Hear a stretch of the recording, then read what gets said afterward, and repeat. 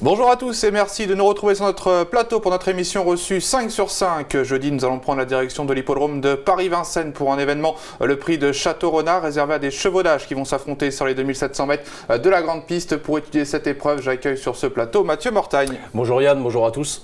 Beau quintet, des chevaux bien connus des parieurs, des chevaux d'âge, mais les possibilités sont malgré tout nombreuses. Oui, une course assez ouverte, une belle course européenne, donc voilà, des chevaux qui se tiennent quand même relativement de près, mais qui viennent un peu de tous horizons, en fait, qu'on a vu un peu tout l'hiver dans différents quintets, quoi.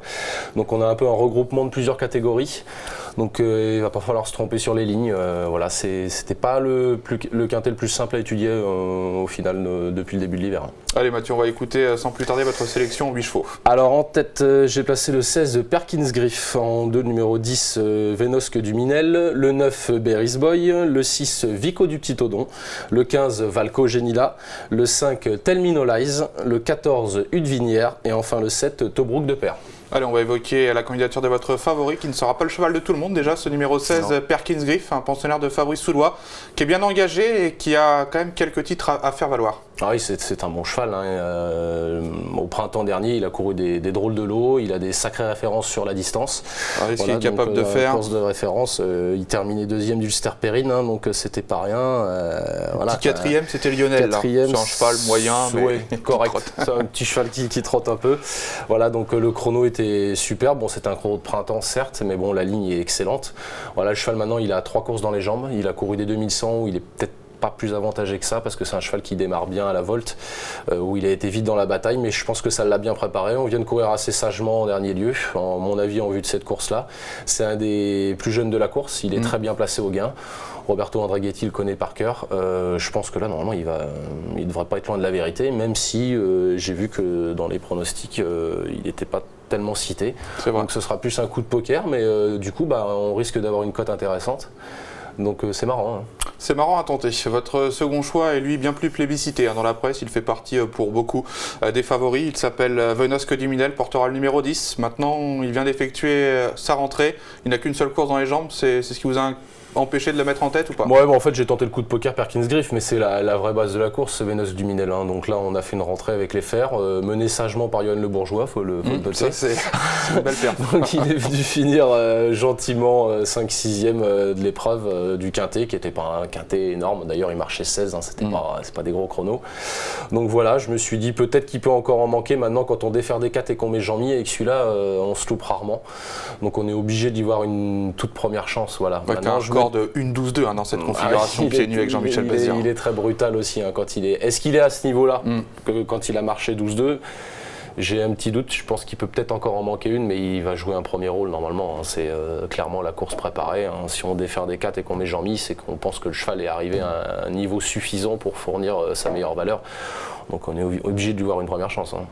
Votre troisième choix, Mathieu, s'appelle Berry's Boy. Il portera ici le numéro 9, un cheval qu'on connaît plus en province, mais on l'avait vu en début de meeting d'hiver sur l'hippodrome de Vincennes prendre une très bonne deuxième place. Ouais, il courait très bien. C'était une rentrée d'ailleurs ce jour-là. Après, on a tout axé sur le prix de la Côte d'Azur. Il avait été regagné corde à droite parce qu'il est quand même un peu mieux corde à droite. Bon, Vincennes, ça le fait parce que ça tourne assez large, donc il est moins embêté. Le prix de la Côte d'Azur, ça s'est mal goupillé. Ils ont pas mal tourné dans les élastiques. Le cheval est parti au galop. Il s'est retrouvé loin. Après, c'était compliqué de revenir. Ouais. À Cagnes ce jour-là, tout le wagon de la corde avait fait l'arrivée. Donc le cheval, on est face. On a attendu cette course-là depuis. Voilà, il a repris un peu de fraîcheur.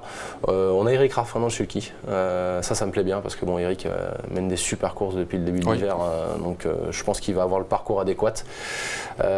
C'est pareil, ce ne sera pas non plus un des 3 premiers favoris, mais je pense qu'il a une très belle chance dans ce top 5. Ouais. Et pour compléter vos propos, on va écouter son driver habituel qui est Glenny Delaune, qui là sera au sulky de Valco Genila, mais il nous parle de ce Berry's Boy et on va voir qu'il affiche une certaine confiance. Sa course de rentrée, on a été devant, pas trop relevé. Et il manquait d'une vraie course, mais il courait vraiment très bien, le chrono était là, donc non, super.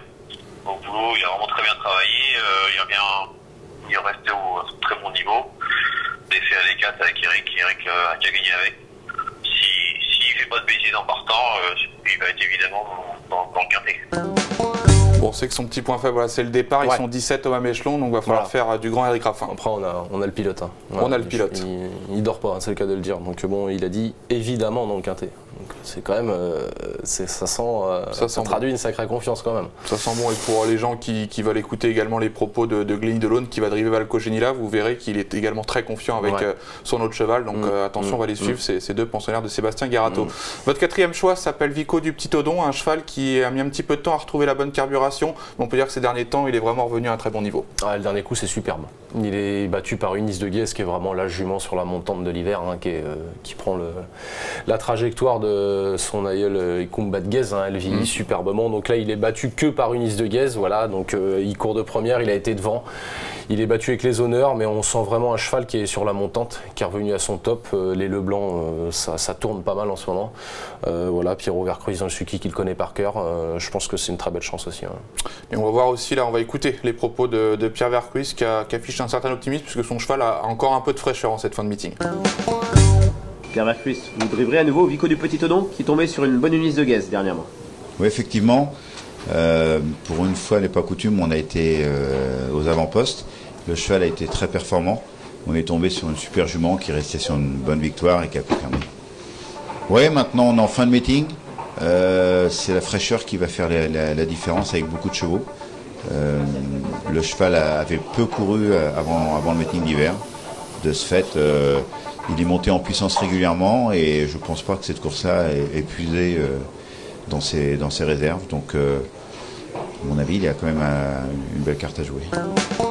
Bon, on notera que c'est le seul concurrent qui a déjà couru 4 fois depuis le début de l'année, mais c'est pas inquiétant quand on voit sa dernière sortie. Il partait de loin, il avait besoin de courir surtout, donc là, je pense qu'il est arrivé. Vous préférez quelle tactique? On l'a vu avec Eric Raffin, venir terminer comme un avion ou aller devant comme la dernière fois? Il peut faire les deux, mais je pense que l'autre jour, il était par la force des choses par rapport à l'opposition qu'il y avait en tête, il y avait que lui pour aller devant. Donc au final, il s'est retrouvé devant et quand on faisait le papier, on se disait il va aller devant. Donc et c'est ce qui s'est passé et ils ont pris leurs responsabilités, c'était normal. Donc là, je pense que là, peloton touffu, il va plus s'attendre, mais c'est un très bon finisseur, donc voilà, c'est pas un souci. Une base dans les 5. Une base dans les 5, je pense. Ça marche, Mathieu. On va évoquer maintenant Valco Genila, le numéro 15, qui est un cheval de classe qui a un peu le même profil que Venosque Luminel, pas beaucoup couru cet hiver. Et il vient d'effectuer une rentrée qu'on peut qualifier d'encourageante, non? Oui, c'était très propre. Voilà, il a été arrêté très très longtemps. Par contre, c'est un cheval de premier plan. C'est le cheval de classe du lot pour moi. Donc attention, c'est un cheval qui a fait la rivalité Nord de Beaune, il a couru le prix de Paris, tout ça, c'est sacré lot. Donc voilà, maintenant la rentrée était propre dans un chrono relativement bon, sans être mirobolant. Voilà. Par contre, c'est la deuxième après une très longue absence. Donc voilà, même si c'est le cheval de classe du lot, je vois une chance, une belle chance. Maintenant, est-ce qu'il ne va pas encore manquer de ça pour dire de gagner? Parce que c'est un cheval, il faut envoyer de loin quand même. Donc il faut faire le dernier kilomètre, donc il faut que le cheval soit vraiment prêt. C'est pas le cheval à vraiment trop sprinter. Il faut durcir. Donc est-ce qu'il est déjà capable d'envoyer le dernier kilomètre fort? J'ai un petit doute. Voilà. Maintenant, mais c'est risqué de ne pas le garder quand même dans une sélection. Oui, c'est le cheval de classe. Voilà, on voit que dans l'entraînement, ils sont confiants. Maintenant, ce que je dis toujours, c'est pareil, c'est la deuxième après une absence, mais chez Garato, est-ce qu'il n'a pas fait la deuxième au travail déjà? Parce qu'il a des points de comparaison, il peut travailler avec des très bons chevaux, donc pour les avancées de conditions, c'est quand même un peu mieux. Donc il devrait fournir quand même une très bonne valeur. Maintenant, pour gagner, j'attends de voir. Ça marche, merci Mathieu. Avant de se quitter, on va vous demander votre petite pépite pour cette réunion, et une pépite osée, mais une jument qui a montré de la qualité, mais également beaucoup de caractère. Là on tente des coups, du coup après Perkins Griff, ce sera le 616 Charlotte Twin, donc comme son numéro l'indique, elle est superbement garée derrière l'Autostar. Donc maintenant par contre l'Autostar, ça me plaît, parce que c'est une jument qui est très compliquée à la volte, elle compromet souvent ses chances au départ. Donc là l'avantage c'est qu'elle aura le départ lancé pour l'aider à partir, elle fait une petite rentrée. Maintenant elle a laissé des gros regrets en début de meeting, donc contre des classes de Loriol ou des Calas du Bouffet, des juments comme ça, là c'est pas les mêmes. Non, c'est sûr que donc voilà, je pense que là Damien Beaune, il va la laisser glisser. Je pense pas qu'il va essayer de se ranger, il va la laisser faire et avec le 16, il va essayer de venir aux avant-postes. C'est une jument qui a quand même pas mal de tenue. Et qui est en gros retard de gain, on peut le dire clairement. Oui, qui n'est pas dans sa catégorie sur ce qu'elle nous a montré. Donc voilà, si elle est sage, maintenant elle est rarement sage. Voilà, donc c'est un coup de poker, mais si elle est sage, je ne serais pas surpris qu'elle gagne. Ça marche, merci Mathieu, on va suivre avec intérêt votre pronostic et votre petite pépite et nous on se retrouve très prochainement sur ce plateau pour l'événement de ce vendredi soir qui est la reprise des Nocturnes. On ira à Cagnes-sur-Mer et ça sera Lucie Vendée-Côte et le grand Laurent Notariani qui vont vous parler de ces chevaux-là. Merci Mathieu, à bientôt. Merci à vous, bon jeu à tous.